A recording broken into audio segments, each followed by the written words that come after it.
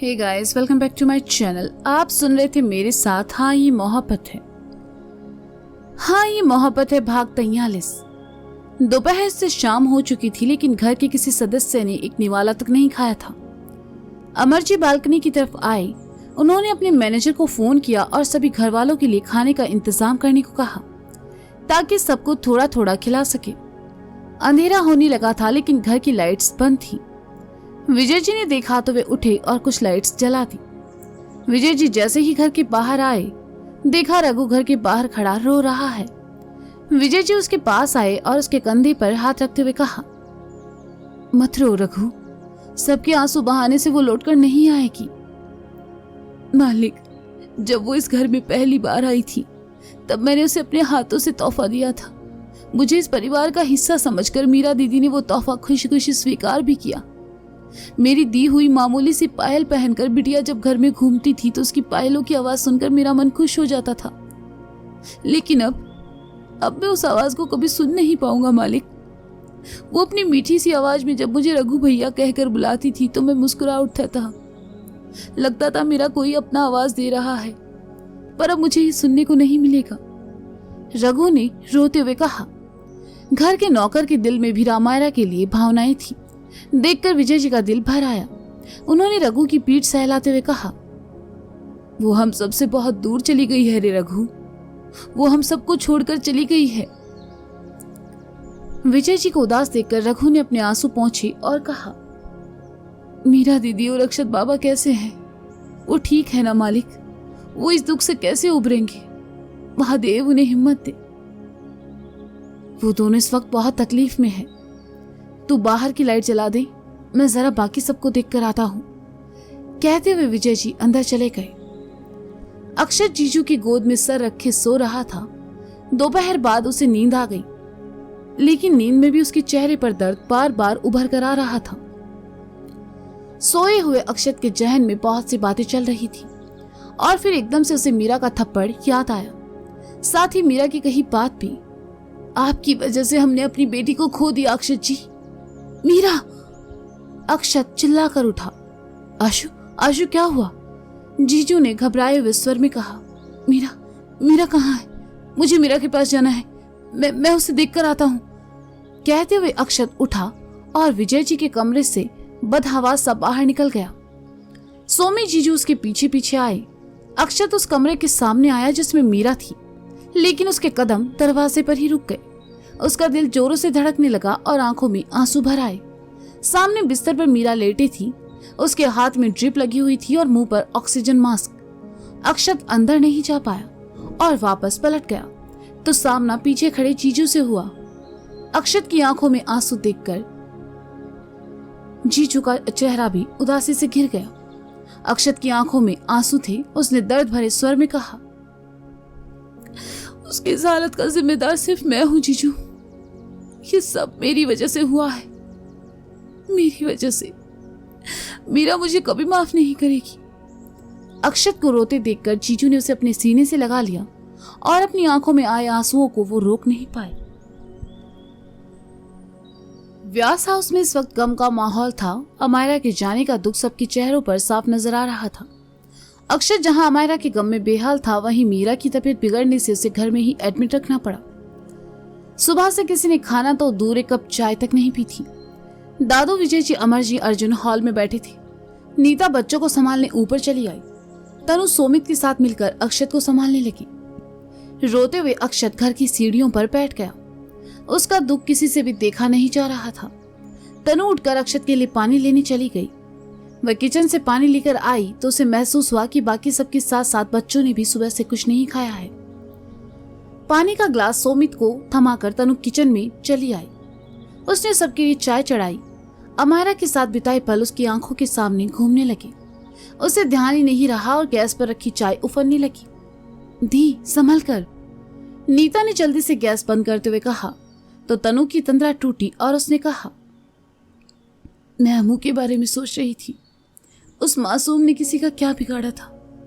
अक्षत और मीरा इस वक्त की इतनी तकलीफ में है नीता। मुझसे उनका ये दुख देखा नहीं जा रहा। अमायरा के बिना वो दोनों कैसे जिएंगे? न जाने भगवान इन दोनों की कितनी परीक्षाएं लेंगे दी। अमायरा उन दोनों की जिंदगी थी। अब जब वो नहीं है तो इन दोनों को संभालना मुश्किल हो जाएगा। देवर जी को हम सब संभाल लेंगे, लेकिन एक माँ के लिए अपनी बच्ची को खोना सबसे बड़ा दर्द है। मीरा इस दर्द से कैसे निकल पाएगी? कहते हुए नीता की आंखों में भी नमी तैर गई। हम सब है ना तनु, हम सब उसे संभालेंगे, उसे इस दर्द में अकेला नहीं छोड़ेंगे। तुम सबको चाय दे दो, सुबह से किसी ने कुछ नहीं खाया है। मैं जरा बच्चों को देख कर आती हूँ, वो सुबह से भूखे हैं। तनु ने अपने आंसू पोंछते हुए कहा और बच्चों के लिए खाना लेकर वहां से चली गई। नीता ने चाय कप में छानी और लेकर हॉल में चली आई। उसने सबको चाय दी। इस वक्त खाने पीने का किसी का बिल्कुल मन नहीं था, लेकिन नीता ने फिर भी सबको चाय दी और ट्रे लेकर जीजू की तरफ आई। जीजू ने चाय का कप साइड में रखा और दूसरा कप अक्षत की तरफ बढ़ाकर कहा, ले थोड़ी चाय पी ले। अक्षत सर झुकाए बैठा था, उसने नाम अपनी गर्दन हिला दी।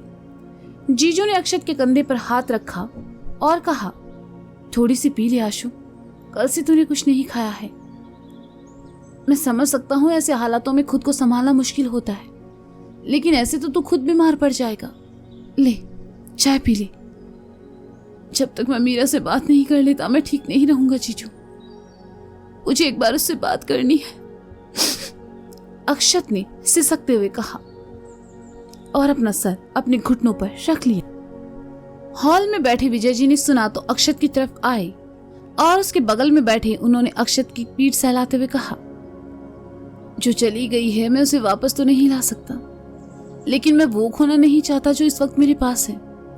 एक पिता होने के नाते मैं तुम्हारा दर्द समझ सकता हूँ बेटा, लेकिन एक पिता होकर मैं अपने बच्चों को ऐसी तकलीफ में नहीं देख सकता। तुम में हिम्मत से काम लेना होगा। अमायरा सिर्फ तुम्हारी बेटी ही नहीं थी, इस घर के हर सदस्य की उसमें जान बसती थी। उसका चले जाना हम सबके लिए तकलीफ देह है। मीरा इस वक्त जो गुजर रही है उसका एहसास हम सबको है, लेकिन इस वक्त उसे तुम्हारी सबसे ज्यादा जरूरत है। तुम ऐसे कमजोर पड़ जाओगे तो उसे कौन संभालेगा? हिम्मत रखो, हमारे अमायरा जिस दुनिया में है खुश रहे। विजय जी की बात सुनकर अक्षत ने नम आंखों के साथ अपना सर उनके कंधे पर टिका दिया। विजय जी काफी देर तक उसकी बगल में बैठे उसकी पीठ सहलाते रहे। कुछ देर बाद अमर जी का नौकर खाना लेकर आया। अमर जी ने तनु और नीता से कहकर सबके लिए खाना लगवाया। ऐसे गम के माहौल में खाना भला किसके गले से नीचे उतरता, लेकिन फिर भी सबने मुश्किल से एक दो निवाले अपने हलक से नीचे उतारे। तनु ने दोनों बच्चों को खाना खिलाकर ऊपर अपने कमरे में ही सुला दिया। निधि भी बच्चों के पास ही रुक गई। नीता ने राधा से भी थोड़ा खाने को कहा, लेकिन राधा तो एक पल के लिए भी मीरा को अकेले छोड़ना नहीं चाहती थी। वे मीरा के बगल में उसका हाथ थामे बैठी रही। नीता और तनु भी वहीं बैठ गई। सबके चेहरों से मुस्कुराहट गायब थी। 2 दिन पहले व्यास हाउस में कितनी चहल पहल थी और आज सन्नाटा पसरा हुआ था। मीरा के बगल में बैठी राधा को एकदम से अक्षत का ख्याल आया तो उन्होंने नीता से कहा, नीता आशु कहाँ है? उसने कुछ खाया या नहीं? देवर जी ने कल शाम से कुछ नहीं खाया है, अभी भी खाने से मना कर दिया माँ। उनका दर्द मुझसे देखा नहीं जा रहा। इस घर में अमायरा सबसे ज्यादा उन्हीं के करीब थी, वो इस दुख को नहीं सह पाएंगे माँ। नीता ने कहा, न जाने इन बच्चों की जिंदगी में और कितना दर्द लिखा है, मैं उसे देख कर आती हूँ। राधा ने अपने आंसुओं को पोंछते हुए कहा और वहां से चली गई। नीता मीरा के पास आकर बैठी और उसका सर सहलाने लगी। कहने को वो मीरा की जेठानी थी, लेकिन उसने मीरा को हमेशा अपनी बहन की तरह समझा और आज दुख की घड़ी में वो मीरा के साथ थी। अक्षत मीरा का ख्याल रखने को कहकर अमरजी रात में घर चले गए। राधा कमरे से बाहर आई, देखा अक्षत घुटनों पर अपना सर टिकाए सीढ़ियों पर बैठा है। उसे तकलीफ में देखकर राधा की आंखों में आंसू भर आए। वे घर के मंदिर के सामने चली आई और देखा आज मंदिर में दीपक नहीं जला है। अगले ही पल राधा की आंखों के सामने अमायरा के साथ बिताया वो पल आ गया जब कुछ दिन पहले अमायरा ने मंदिर में रखे भगवान का लड्डू खाते हुए कहा था, दादी माँ आप ही तो कहती हैं बच्चे भगवान का रूप होते हैं। तुम सच में ईश्वर का रूप थी राजकुमारी, इसलिए उन्होंने इतनी जल्दी तुम्हें हम सबसे दूर कर अपने पास बुला लिया। तुम्हें ऐसे नहीं जाना था। देखो तुम्हारे बिना इस घर में कोई खुश नहीं है। वापस आ जाओ अमायरा, वापस आ जाओ। कहते हुए राधा सिसकने लगी। वो मंदिर की सीढ़ियों पर बैठ गई और महादेव से प्रार्थना करते हुए आंसू बहाने लगी। विजय जी ने देखा तो वे राधा के पास आई और उसे सांत्वना देने लगे। राधा ने पूजा घर में दीपक जलाया और अक्षत के पास चली आई। राधा उसके बगल में आ बैठी और उसकी पीठ सहलाने लगी। राधा की छुअन से ही अक्षत उन्हें पहचान गया और अपना सर उनकी गोद में रख दिया। राधा उसकी पीठ सहलाती रही। अक्षत खुद को रोक नहीं पाया और सिसकने लगा। बस कर बेटा, हमारे आंसू बहाने से वो लौट कर नहीं आएगी। वो हम सबसे बहुत दूर जा चुकी है। राधा ने अक्षत का सर सहलाते हुए कहा, मैं उसे नहीं बचा पाया माँ। मेरी वजह से वो हम सबसे दूर हो गई। मैंने उस किडनैपर की बातों पर भरोसा किया, उसे ढूंढने की कोशिश नहीं की। मुझे उसका ख्याल रखना चाहिए था। बीते कुछ दिनों में वो मुझसे बात करना चाहती थी, मेरे साथ वक्त बिताना चाहती थी, लेकिन मैं अपने काम में उलझा रहा। मैंने उस पर ध्यान ही नहीं दिया। काश मैं समझ पाता कि उसे मेरी जरूरत है। मैंने उसे खो दिया माँ, मैंने उसे खो दिया। मैं मीरा से किया वादा नहीं निभा पाया। मैं उसे उसकी अमायरा नहीं लौटा पाया। मीरा मुझे कभी माफ नहीं करेगी माँ, कभी माफ नहीं करेगी।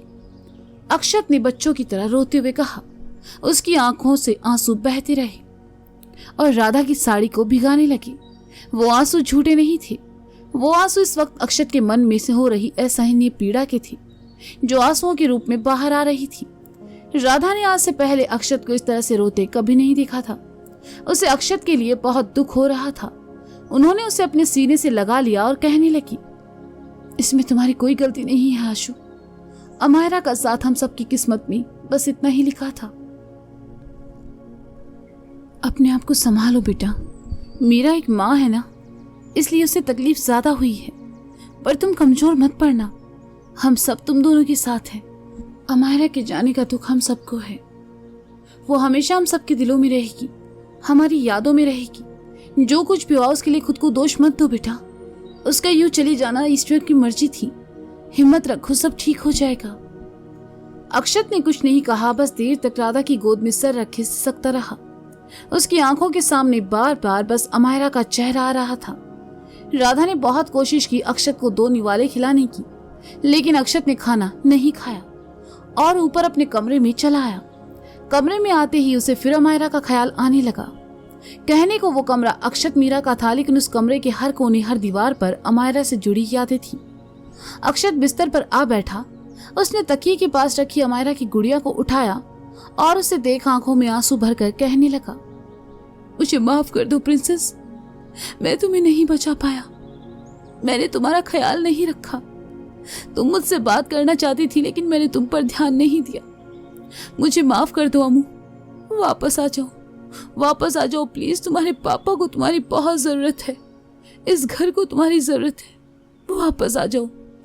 अक्षत आगे कुछ बोल ही नहीं पाया। रोने की वजह से उसका गला रुनने लगा था। उसने उस गुड़िया को कसकर अपने सीने से लगा लिया और आंखें मूंद ली। कुछ पल के लिए ही सही अक्षत को लगा जैसे वो गुड़िया ना होकर अमायरा है। उसे अपने सीने से लगाए वह आंसू बहाता रहा, लेकिन आज उसके आंसू पहुंचने के लिए उसकी प्रिंसेस उसके पास नहीं थी, ना ही उसकी मीरा।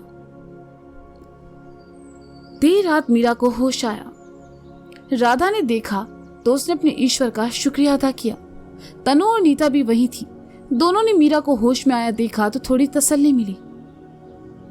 पानी, मीरा ने आधी बेहोशी की हालत में कहा। नीता, पानी देना। राधा ने कहा तो नीता ने टेबल पर रखे जग से ग्लास में पानी डालकर राधा को दे दिया। राधा मीरा के सिरहाने आई, उसे सहारा देकर पानी पिलाया और वापस लेटा दिया। मीरा ने अपना ऑक्सीजन मास्क हटाया और कहा, अमू कहाँ है माँ? हमने बहुत बुरा सपना देखा। हमने देखा वो हम सबको छोड़कर जा चुकी है। माँ, हमें उसे देखना है। वो कहाँ है? उसे लेकर आइए, हमें उससे मिलना है। हमारा मन बहुत घबरा रहा है माँ, प्लीज हमें हमारी बेटी से मिलने दीजिए। वो बहुत तकलीफ में है माँ। कहते हुए मीरा रोने लगी। राधा ने उसे संभाला, लेकिन राधा, तनु और नीता में से किसी में भी इतनी हिम्मत नहीं थी कि वे मीरा को सच्चाई बता सके। रोने से मीरा की सांसें उखड़ने लगी तो तनु ने तुरंत बाहर बैठी नर्स को बुलाया। नर्स ने आकर मीरा को ऑक्सीजन मास्क फिर से लगाया और उसे आराम करने को कहा। मीरा को बस अमायरा की फिक्र थी। उसे नहीं समझ आ रहा था कि उसे क्या हुआ है और वो ऐसी हालत में क्यों है। अमायरा की मौत ने सीधा उसके दिमाग पर असर किया था। उसकी आंखों से आंसू बहकर कनपट्टी और तकिए को भिगाते रहे। आंखों के सामने अमायरा के साथ बिताए पल आने लगे। उसका हंसना, खिलखिलाना, दिन भर घर में मीरा के पीछे पीछे घूमना, उसके ढेर सारे सवाल, उसका मुंह बनाना और कभी कभी मीरा के लिए उसका परवाह जताना, उन सब बातों को याद कर मीरा को बहुत तकलीफ हो रही थी। वह अपनी बेटी को देखना चाहती थी लेकिन नहीं देख पा रही थी। मीरा ने अपनी आंखें बंद की और मुंह घुमा लिया। जिस दर्द से वो गुजर रही थी वो दर्द उसके चेहरे पर साफ दिखाई दे रहा था। राधा उसका सर सहलाते हुए उसे सुलाने की कोशिश करने लगी। कुछ देर बाद मीरा को नींद आ गई। राधा ने तनु और नीता से भी जाकर सोने को कहा और खुद वही मीरा के पास रुक गई। तो दोस्तों ये था हाँ ये मोहब्बत है भाग 43। इसका अगला भाग आप जल्द ही सुनेंगे मेरे साथ। तब तक के लिए शुक्रिया। Bye bye. अपना ख्याल रखिए और हाँ सुनते रहे हाँ ये मोहब्बत है मेरे साथ। Bye bye.